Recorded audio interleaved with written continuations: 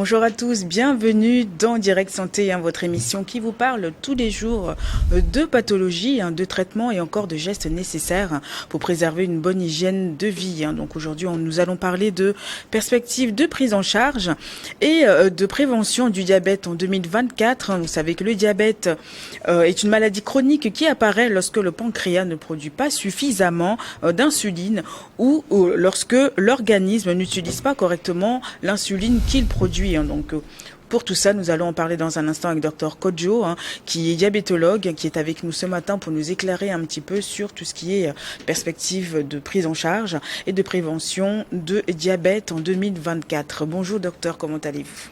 Ça va, bonjour madame ici. Bonjour, nous commençons très bien l'année, là, en force. Ouais. Il y a tellement de choses à se dire. Tellement de choses, surtout en faisant le bilan de l'année écoulée. Ouais. Il y a tellement de choses à dire, tellement.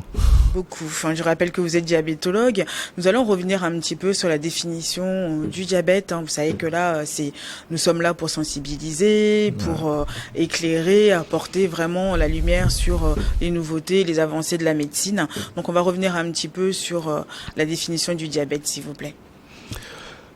Le diabète sucré, on parle du diabète sucré, et donc c'est une maladie chronique, comme vous venez de le dire. Donc, quand elle est chronique, ça veut dire que c'est une maladie qu'on a depuis des mois, des années et tout. Et donc, c'est une maladie du sucre. C'est une maladie de la mauvaise utilisation du sucre par l'organisme. Et ceci est dû au fait qu'il y a un mauvais fonctionnement du pancréas. Vous savez que le pancréas est un organe qui fabrique de l'insuline.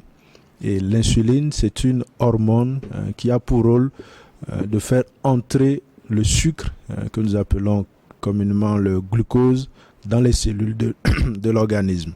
Et que ce sucre-là, ce glucose-là, soit utilisé par ces cellules pour fabriquer de l'énergie.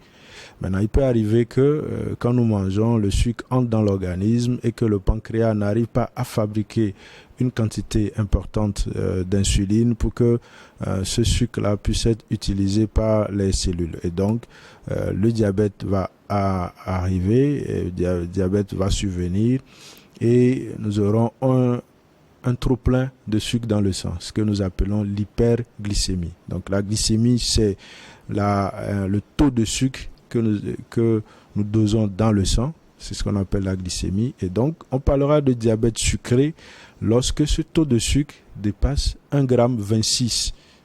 1,26 g par litre dans le sang. Donc, le plus souvent, on dit de la contrôler 2 fois, à 2 reprises. Et donc, dès que vous avez à 2 reprises la glycémie veineuse à jeun, la veineuse, c'est ce qu'on fait au laboratoire, pas celle qu'on fait au doigt. Donc, quand vous avez cette glycémie-là qui est supérieure à 1,26 g par litre, à 2 reprises, donc on peut dire qu'il y a un diabète.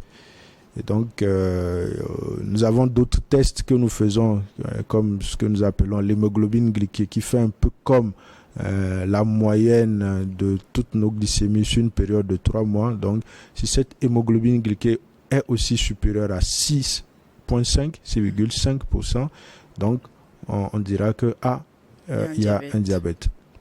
Mais quand vous parlez de taux de sucre, il n'y a pas que le fait de consommer que du sucre qui fait rentrer autant de sucre dans le sang, non? Oui, c'est vrai, quand on parle du sucre, il faut voir toujours le sucre de 2 façons. Voilà. Il y a le sucre que nous consommons, donc le sucre qui vient de façon exogène, et il y a le sucre endogène, c'est-à-dire que il y a le foie qui fabrique du sucre à partir des éléments, à partir par exemple de la graisse. Ouais, donc le foie fabrique du sucre, et le sucre, quand on en a en excès, donc il se met en réserve, donc sous plusieurs formes, donc sous forme de ce que nous appelons le glycogène, et sous forme qui est une forme facilement mobilisable, et sous forme de graisse. Donc c'est cette graisse-là qui est souvent utilisée quand le corps en a besoin. Même les protéines peuvent être utilisées pour fabriquer du sucre. Ça, c'est souvent à des moments où vraiment l'organisme a besoin, il y a une carence vraiment en utilisation du sucre, surtout dû au fait que l'insuline n'est pas là. Donc on a ces phénomènes-là. Mais ce qui est fréquent, c'est que c'est le sucre. Vous voyez, on fait on est souvent en situation de jeûne. Donc de la nuit, quand on mange peut-être à 18h, 17h ou à 19h, donc jusqu'au matin, jusqu'à 7h, 8h, 9h, on est en situation de jeûne. Donc c'est le foie qui fait produire le sucre pour que ce sucre-là ne soit utilisé. Donc c'est ces deux façons. Donc il y a l'alimentation et il y a le foie, ce qui fait que même chez les diabétiques, ils peuvent bien le constater que le matin, on a souvent cette tendance à avoir une glycémie qui soit un peu plus élevée parce que la production de sucre par le foie a été peut-être pas bien contrôlée. Et nous avons aussi des hormones dans l'organisme qui sont des hormones hyperglycémiantes qui vont qui vont demander à ce que le sucre soit fabriqué par le foie et tout ça. Donc, vous voyez, c'est tous ces phénomènes-là qui vont faire que le taux de sucre peut monter. Augmenter, mais comment faire comment équilibrer? Par exemple, si nous consommons du sucre, et comment éviter d'autres produits sucrés pour éviter que ça soit élevé? En fait, quand l'organisme fonctionne bien, il n'y a pas de souci. Quelle que soit la tonne de sucre qu'on mange, le pancréas fabrique une quantité équivalente d'insuline. Donc c'est cette insuline-là qui permet à ce que le sucre soit utilisé. Donc le sucre rentre dans le sang. C'est comme quand je fais l'éducation, je dis aux patients, c'est comme le chat. Le chat qui vient, quand le chat vient, vous voyez, toutes les souris disparaissent. Oui. C'est comme quand on a un papa très dur, là, dès qu'il rentre, tout le monde est dans sa coquille, en fait. Donc c'est un peu ça. Donc quand l'insuline est là, donc tout le sucre est là, tout le monde doit aller là où il doit aller pour que la glycémie soit inférieure ou égale à 1 gramme. C'est-à-dire que le taux normal de sucre que l'organisme accepte, c'est 1 gramme. C'est chez quelqu'un qui n'a pas de diabète. Maintenant, c'est quand il y a un dysfonctionnement de ce pancréas-là, soit c'est que l'insuline est là, mais n'agit pas très bien, ce que nous appelons l'insulinorésistance. Donc, quand il y a ce dysfonctionnement où le pancréas ne produit pas assez, donc c'est là que le sucre monte en fait. Donc, l'idéal aussi, c'est de dire que si je consomme assez de sucre, surtout avec les produits sucrés qui sont des produits de plaisir, on peut s'en passer. Donc si je consomme assez de sucre, c'est que je demande aussi assez de travail au pancréas qui est obligé de produire assez d'insuline. Et donc le plus souvent, comme l'organisme n'en a pas besoin, quand l'insuline sort, il fait entrer le sucre dans les cellules et souvent c'est de sucre dont l'organisme n'a pas besoin, donc il va en réserve. Et c'est ce qui fait qu'on prend du poids. Des fois, on a l'impression que c'est parce qu'on mange la graisse qu'on prend du poids, mais c'est faux, c'est le sucre. C'est le sucre qui nous fait surtout... C'est dans tout, quoi, dans pas mal d'aliments, le sucre. Et c'est ça, le sucre est dans pas mal d'aliments, et donc surtout quand on consomme en excès, c'est tout le problème. Tout le problème, c'est comme une balance, c'est de pouvoir trouver l'équilibre entre les apports et les dépenses. C'est que j'apporte une quantité de sucre, mais je dois pouvoir dépenser. Et ce qui est intéressant, et ce qui est très simple à faire savoir cela, si on est vraiment dans cet équilibre-là, c'est de voir est-ce que je prends du poids? Est-ce que mes habits me servent? Peut-être avant d'aller même sur la balance, on n'a peut-être pas besoin d'aller sur la balance, mais déjà, c'est les habits. Ou c'est peut-être le regard des autres. Les autres vous disent, monsieur, vous prenez du poids. Donc déjà, quand on vous dit ça et que vous constatez que vos habits vous servent, donc vous devez dire qu'il y a un problème d'équilibre. C'est-à-dire que vos apports en calories sont plus importants que vos dépenses. Et donc c'est là qu'il faut commencer par agir. Mais le plus souvent, on ne fait pas trop attention et on commence par développer le ventre, la graisse se dépose et tout. Et c'est ce qui nous amène inéluctablement vers le diabète. Vers le diabète, on comprend mieux. Justement, on va parler du cas de diabète au Togo. Est-ce que c'est stable? Est-ce que c'est pire? Est-ce que c'est, je sais pas, c'est équilibré? C'est quoi exactement? Il faut dire que quand on regarde un peu, quand on compare un peu les chiffres qu'on avait en 2010, donc avec l'enquête de STEPS de l'OMS et les chiffres de 2021, donc on a une nette progression. On avait 2,6 en 2010 et aujourd'hui on a 4,9% en 2021. Et nous avions fait un dépistage au cours du mois de novembre passé, donc où nous avions eu à dépister près de 2200 cas, 200 personnes.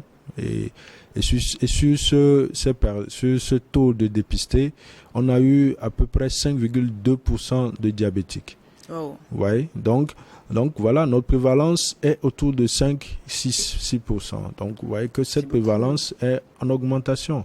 Et c'est ce que les chiffres de la fédération, les estimations de la fédération internationale prédisent, qu'on aura une augmentation exponentielle des chiffres, des cas de diabète, et surtout en Afrique où nous sommes exposés par la malbouffe, la sédentarité, l'utilisation des pesticides aujourd'hui qui sont reconnus comme des perturbateurs endocriniens et tout ça, et donc même l'utilisation des plastiques, et tout ça. Il y a plein de choses aujourd'hui qui ne sont pas favorables.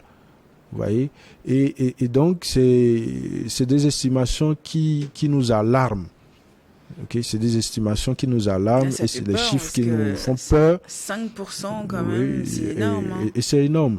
Et quand vous comparez, je faisais cette comparaison la dernière fois, quand vous comparez, vous verrez que en 2010, c'est les femmes qui étaient à 1, ou 2, et quelques, 2,2 ou 2,3. Les hommes étaient à 3,2 ou 3. Et en 2021, les femmes sont à 5,2. 5,4 à peu près. Vous voyez? C'est dû à quoi? C'est le taux, la prévalence du diabète a doublé chez les femmes. Et ça, on peut le comprendre un peu par cette prévalence, cette augmentation de la fréquence du diabète gestationnel.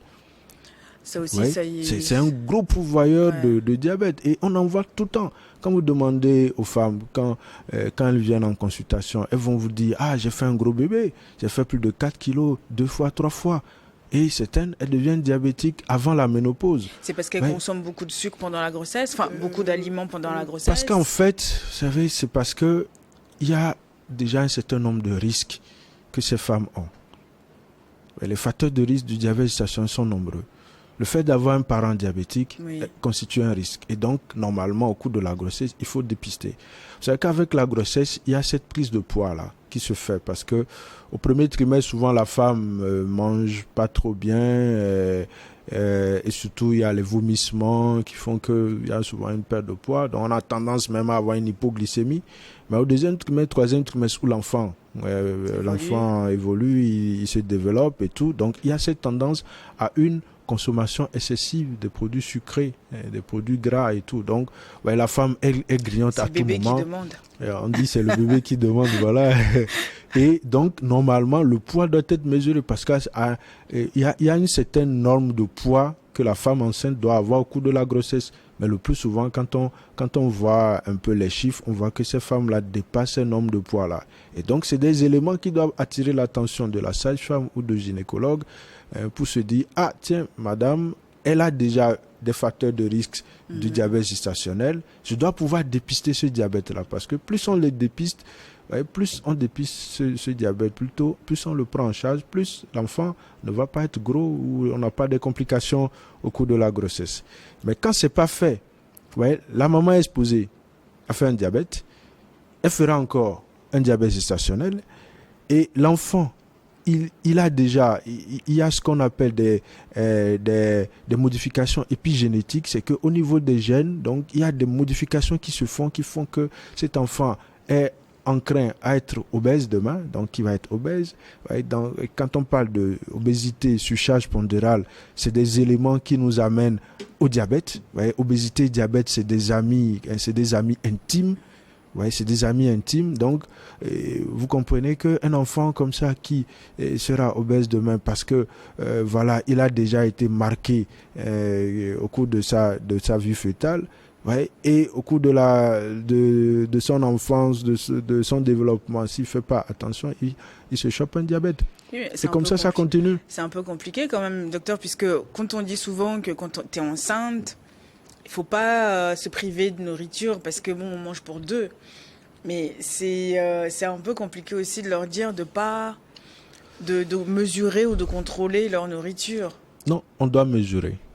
Ça, c'est important parce que La nutrition chez la femme enceinte, c'est vrai que c'est un sujet très intéressant et un peu complexe, mais on doit pouvoir mesurer un certain nombre de choses. Des fois, c'est des envies que la femme peut maîtriser. Et quand nous, on reçoit, par exemple, on reçoit des femmes qui souffrent de diabète gestationnel et la prise en charge du diabète gestationnel, elle est souvent très diététique. C'est qu'il faut travailler avec la femme sur la diététique et surtout la faire bouger un peu plus. Et donc, quand on y arrive, on comprend. C'est des femmes qui vous disent, c'est des envies. Et c'est des envies que beaucoup arrivent à maîtriser. Ouais, vous venez de manger tout à l'heure. Après, vous avez des envies de certaines choses, des biscuits, des trucs. Donc, ouais, il faut pouvoir les éduquer par rapport à ça. Soit c'est que vous les prenez en collation, et en collation, ce qu'il faut prendre, c'est à bien éduquer, ou soit c'est que vous les prenez à la fin du repas, mais pas en dehors isolé, parce que ça, vous augmentez la sécrétion d'insuline. Et ce qui crée l'insulino-résistance chez la femme enceinte et qui est facteur de diabète gestationnel. Donc, c'est des éléments qu'on maîtrise. C'est parce qu'on se dit dans la tête, c'est comme on dit, moi, dans la tête, c'est moi, je ne peux pas faire ça, alors que c'est faux. C'est juste que quand on s'y met, on se rend compte que c'est facile, c'est parce qu'on avait cette idée dans la tête. Sinon, c'est faisable. Et on est trop gourmand. Notre problème, par rapport au diabète aujourd'hui, on comprend qu'on est trop gourmand. On mange trop en excès. Il faut qu'ils arrêtent de vendre ce genre de produits aussi pour donner envie aux gens. Mais si ces produits sont vendus, c'est nous qui les achetons. Oui, on les achète, mais c'est nous qui les achetons. Il y a le diabète qui envahit le monde. Oui. Qui envahit le monde, parce que c'est vrai qu'il n'y a pas qu'au Togo, mais ça envahit le monde. Il faut vraiment revoir un petit peu les aliments, les produits que nous consommons, mais il faut les sortir un peu de commerce aussi. Non, je suis d'accord. C'est comme pour le tabac. On crie, on crie partout que c'est très dangereux, mais on en vend toujours. Ouais. Même sur la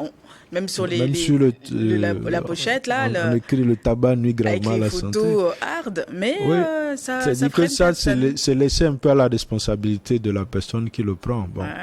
Parce qu'il y a des lobbies de tabac et il y a de l'argent dedans. Donc, bon, maintenant, c'est à nous, en fait, de prendre conscience. Vous savez que notre vie, elle est très simple, mais il faut, à un certain moment, être rigoureux. Et c'est ce qu'on fait quand on prend en charge les diabétiques. Moi, j'essaie d'être un peu très rigoureux avec les diabétiques parce que il faut comprendre que quand on met de la rigueur dans le diabète, on y arrive. Sachant aujourd'hui que les données nous disent que le diabète peut être réversible. Ouais, on peut y arriver sans même plus prendre des comprimés. Ouais, c'est quand même des choses importantes à savoir. Oui, il faut absolument que les gens prennent conscience. Docteur, on va marquer un temps de pause. On revient juste après les informations. Restez avec nous.